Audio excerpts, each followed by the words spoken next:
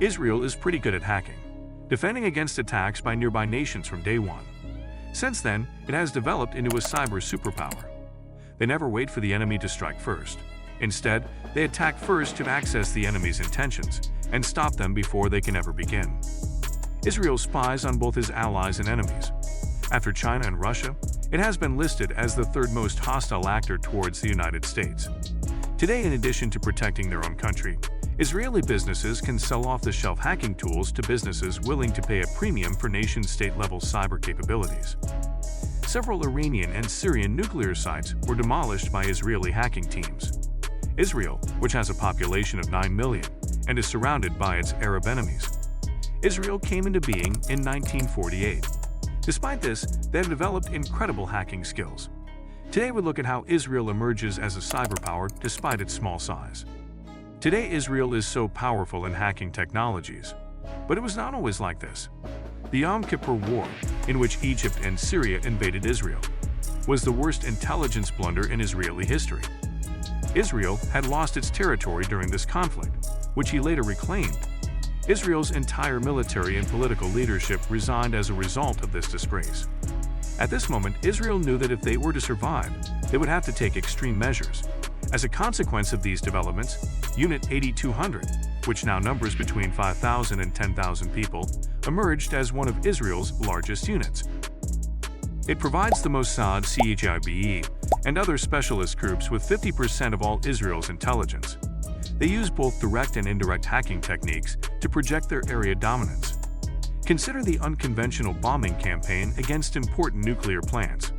As you are aware, every home in Israel is required to serve in the military. After retiring from the military, you can go to college or start your own business. Israel started accessing its school students.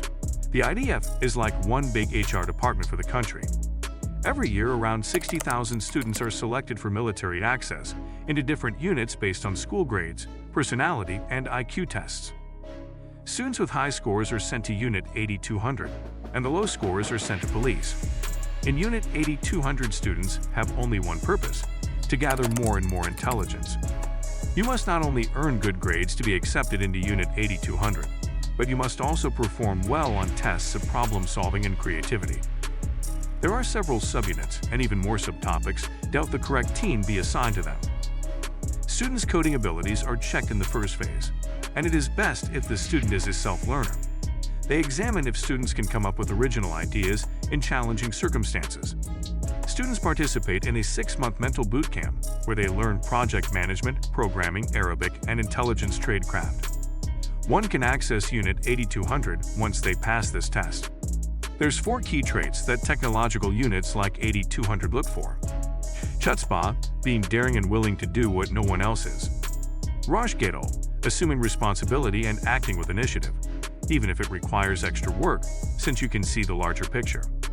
Bitzua, being resourceful in completing tasks. Davka, acting in spite of a circumstance and purposefully rubbing it in. Just getting the best people is half the battle. They must be placed in the proper atmosphere, and you must work out a way to keep that talent.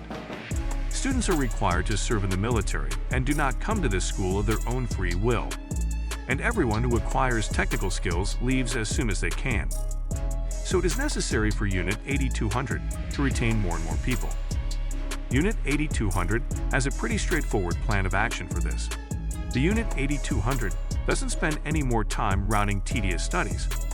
Making these kids fully capable flag hackers is Unit 8200's main goal. For this, each team is led by an accomplished coder, and all students are divided into small groups. Following this, participants are given practical assignments like learning how to hack into someone's laptop, automobile, or phone. Sometimes it starts to resemble working for a tech firm more than it does being in the military. Students who shine in both talent and teamwork are chosen and advanced to the next stage when they take part in real missions. They understand the significance of what they are doing. They totally accepted the notion that their actions count, and that providing the correct intelligence can make the difference between life and death for individuals. After going through this entire procedure, their compulsory service is complete, and they can now decide whether to stay in the military or not. Those who leave find jobs in the private corporate sector with the help of Israel government. This brings 2 advantages. The first is that it makes Israel's private hacking sector stronger and enables government agencies to work directly with them.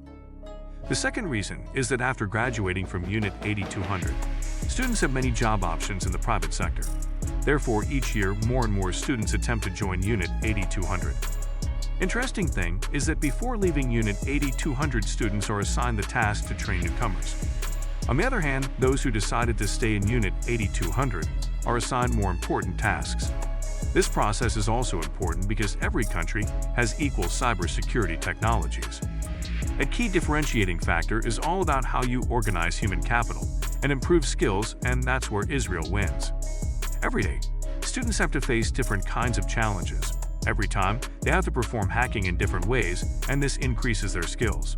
Students who enter private businesses find their seniors from Unit 8200 in executive roles. This builds trust. So they are excited to do something big, which means that no matter how big any company gets, they remain energetic like a startup company.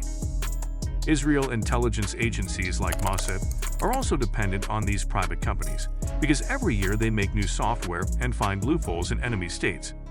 In addition, these businesses sell their software to other nations, which helps Israel maintain positive relations with these nations and win special favors from them politically. Muslim nations, which were formerly intended to be Israel's rivals, are now engaging in significant trade with the Jewish state. Israel's Pegasus software is used in other nations. This is Israel's success story. What do you think makes Israel so skilled at hacking? And can other nations copy the Israeli approach? If you like this video, please let me know in the comments section below. Share with your friends and colleagues. I sincerely appreciate you watching, and I hope to see you soon.